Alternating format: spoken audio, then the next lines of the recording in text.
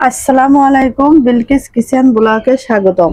আজ আমি শেয়ার করব খুবই দুর্দান্ত স্বাদের এক অজানা রেসিপি। আমরা অনেকে অনেকভাবে নাস্তা বানাই, কিন্তু আজকের রেসিপি একটু ভিন্ন রকমের। এই নাস্তা তৈরি করা যেমন সহজ, খেতে কিন্তু ভীষণ মজার। এটা একবার বানালে বারবার বানাতে মন চাইবে। তো আশা করছি আমার এই ভিডিওটি আপনাদের ভালো লাগবে। আর যদি ভালো লাগে তাহলে লাইক, কমেন্ট আর চ্যানেলটাকে সাবস্ক্রাইব করে আমার পাশেই থাকবেন, আর শেয়ার করে অন্যদের দেখার সুযোগ করে দিবেন। তো চলুন মূল রেসিপিতে চলে যাই। তো এই নাস্তাটি তৈরি করার জন্য আমি এই যে প্রথমে একটা মিক্সার বল নিয়ে নিয়েছি।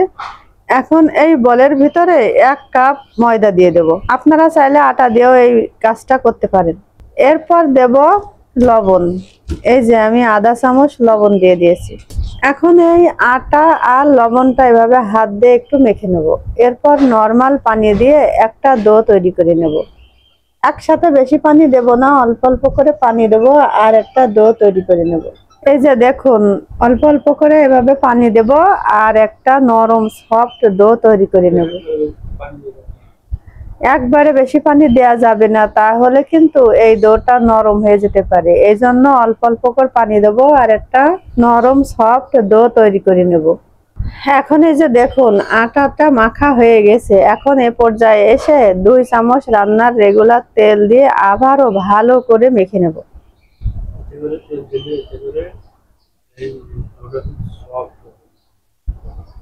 এভাবে ভালো করে মেখে নিতে হবে। আর এই তেল দিয়ে ডোটা যদি এভাবে মেখে নেন, তাহলে কিন্তু ডোটা আরো ভালো সফট হবে আর নাস্তাটা বানানো খুবই সহজ হয়ে যাবে। তো এভাবে তেল দিয়ে আমি ভালো করে এভাবে হাত দিয়ে মুঠে নেব। এভাবে ভালো করে হাত দিয়ে আস্তে ধীরে মুঠে নিতে হবে। মুঠতে মুঠতে এক সময় দেখবেন যে ডোটা একবারে সফট হয়ে অনেক ভালোভাবে মাখা হয়ে গেছে। এই যে দেখুন, এখন এই ডোটা পিঠের উপরে নিয়ে আর একটু মুঠে নেব। মুঠে নিয়ে এখান থেকে অল্প একটু ডো নেব। আর প্রথমে এই যে দেখুন, চারিপাশটা এভাবে দলা দলা করে একটা বল তৈরি করে নেব। বল তৈরি করে 2 হাতের তালুতে একটু ঘুরাইয়ে একটু চেপে এই যে চ্যাপটা করে এই যে রেখে দেব। এখন একইভাবে এই যে আবারও একটু লেচি কেটে নেব। নিয়ে এই যে চারিপাশটা ঘুরিয়ে ঘুরিয়ে একটা বল করে নেব। নিয়ে এভাবে 2 হাতের তালু দিয়ে ঘুরিয়ে নেব। ঘুরিয়ে নিয়ে একটু চ্যাপটা করে এভাবে রেখে দেব। এই যে দেখুন, এই একই প্রসেসে আমি সব বলগুলো তৈরি করে নেব। এখন এই যে দেখুন, সব লেচুগুলো থেকে বল তৈরি করা হয়ে গেছে। এখন এখানে আমি আবারও 2 চামচ তেল দিয়ে দেব। এই যে দেখুন, 2 চামচ তেল এভাবে ভালো করে এই লেচির উপরে ছিটিয়ে দেব। ছিটিয়ে দিয়ে হাত দিয়ে এভাবে একটু ভালো করে মেখে দেব। সব লেচিগুলোর উপরে তেল হাত দিয়ে এভাবে ভালো করে মেখে দিয়েছি। এরপর ঢাকা চাপা দিয়ে ঢেকে আমি 10 মিনিট রেখে দেব। এর মাঝে আমি একটা ডিমের পুর তৈরি করে নেব। এর জন্য চুলায় একটা প্যান বসিয়ে দিয়েছি। আর এই যে প্যানে পরিমাণ মতো তেল দিয়ে দেব। এখানে কিন্তু খুব বেশি তেল দেওয়ার দরকার নেই, অল্প তেল দিলেই হয়ে যাবে। তো এই যে দেখুন, আমি প্যানে পরিমাণ মতো তেল দিয়ে দিয়েছি। এখন এই তেলটা গরম হলে ফোড়নের জন্য 1 চামচ গোটা জিরে দিয়ে দেব। গোটা জিরাটা দিয়ে একটু ভেজে নেব। এরপর এই যে দেখুন, আমি 3টে বড় সাইজের পেঁয়াজ কেটে রেখেছি। এখন এই পেঁয়াজটা দিয়ে দেব। পেঁয়াজটা দিয়ে এভাবে ভালো করে একটু ভেজে নেব। ভেজে একবারে লাল করে ফেলবো না, এই পেঁয়াজটা আমি কাঁচা গন্ধ যাওয়া পর্যন্ত ভেজে নেব। এখন এই যে দেখুন, পেঁয়াজটা ভাজা হয়ে গেছে আর পেঁয়াজের কালারটা কিন্তু দেখুন একটু চেঞ্জ হয়ে গেছে। এখন এই পেঁয়াজটা এক পাশে একটু দলা করে রাখবো। দলা করে রেখে এই যে এই সাইডে এখন একটা ডিম ভেঙে দেব। দিয়ে ডিমের ঝুড়ি তৈরি করে নেব। এখন ডিমটা ভেঙে দিয়ে যে হাতা দিয়ে এভাবে একটু ছিটিয়ে দেবো চারিপাশটা। এভাবে একটু ছিটিয়ে দিতে হবে। ছিটিয়ে দিয়ে এই যে দেখুন, 1 মিনিট জাল দেওয়ার পরেই কিন্তু এই ডিমটা একটু শক্ত হয়ে যাবে। খুব বেশি শক্ত হলে হবে না, হালকা হালকা শক্ত হলেই হাতা দিয়ে এভাবে এই যে ছোট ছোট ঝুরি কেটে নিতে হবে। এখন এ পর্যায়ে এসে আমি অল্প একটু লবণ ছিটাই দিলাম ডিমের উপরে, দিয়ে এই যে দেখুন হাতা দিয়ে এভাবে ছোট ছোট ঝুরি তৈরি করে নেব। আর এই ডিমটা খুব বেশি শক্ত হয়ে গেলে কিন্তু ঝুরিটা তৈরি করা হবে না, এই জন্য ডিমটা নিচে থেকে হালকা একটু শক্ত হলেই এরকম হাতা দিয়ে এভাবে ঝুরি তৈরি করে নিতে হবে।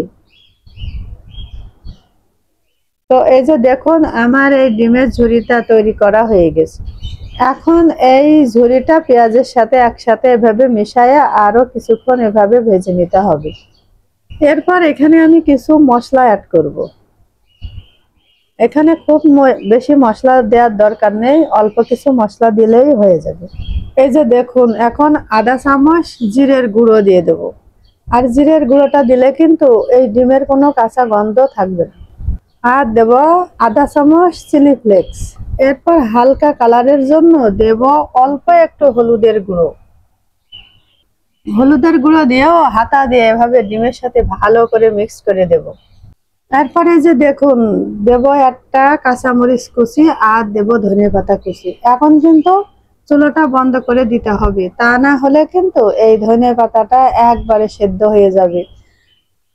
এই জন্য এই পর্যায়ে এসে চুলাটা বন্ধ করে ধনেপাতা কুচি আর কাঁচামরিচ কুচি দিয়ে এভাবে ভালো করে মিশিয়ে নেব। আর এগুলো এমন কাঁচা কাঁচা থাকবে আর নাস্তাটা খেতে খুবই ভালো লাগবে।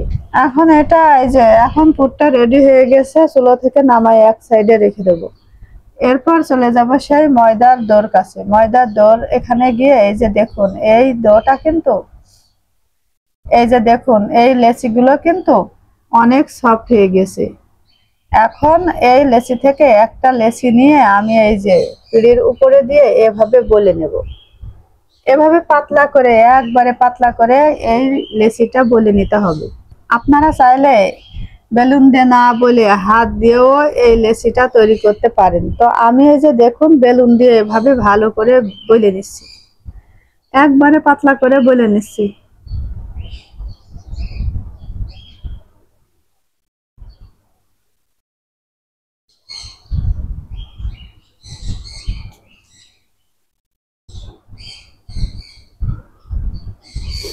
এখন বলা হয়ে গেছে, এই যে দেখুন এক সাইড দিয়ে আমি সেই ডিমের পুরটা দিয়ে দেব। এই যে দেখুন ডিমের পুরটা আমি এভাবে মাছ বরাবর ডিমের পুরটা দিয়ে দেব।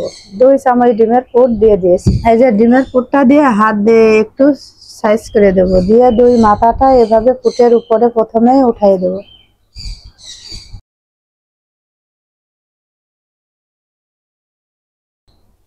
এরপর এক সাইডে আমি পানি দিয়ে দেব, যাতে ভাজার সময় খুলে না যায়। এক সাইডে পানি দিয়ে দিয়ে অপর সাইডটা এই পুটের উপরে উঠাই দেব। এবার পানি দেওয়া সাইডটা দিয়ে এভাবে ভালো করে লাগাই দেব। এভাবে হাত দিয়ে ভালো করে চেপে চেপে লাগাই দিতে হবে, তা না হলে কিন্তু ভাজতে গেলে খুলে যাবে। এখন এই যে দেখুন আমার একটা নাস্তা রেডি করা হয়ে গেছে। এখন একটা প্লেটে আমি একটু ময়দা ছিটিয়ে দিয়ে এই নাস্তাটা রেখে দেবো। একইভাবে আমি সব নাস্তাগুলো তৈরি করে নেব। এখন এই যে দেখুন আমার সব নাস্তাগুলো তৈরি করা হয়ে গেছে। এখন এই নাস্তাগুলো ভেজে নেব। এখন এই নাস্তাগুলো ভাজার জন্য আমি চুলোতে একটা প্যান বসিয়ে দিয়েছি আর এই প্যানে পরিমাণ মতো তেল দিয়ে দিয়েছি। এখন এই তেলটা অল্প অল্প গরম হলে এই নাস্তাগুলো ছেড়ে দেবো। এই তেলটা খুব বেশি গরম করা যাবে না, তাহলে নাস্তাগুলো উপরতে ঝটপট হয়ে যাবে আর ভিতরে কাঁচা থাকবে। এই জন্য তেলটা অল্প অল্প গরম হলেই নাস্তাগুলো ভেজে নিতে হবে। আর তেলটা গরম হওয়ার পরে চুলাটা অবশ্যই মিডিয়াম আঁচে দিয়ে দিতে হবে। এখন নাস্তাগুলো দিয়ে এই যে দেখুন উপরটা একটু এভাবে হাতা দিয়ে তেল ছিটাই দেবো। এটা করে নাস্তাগুলোর উপরটাও একটু শক্ত হয়ে যাবে।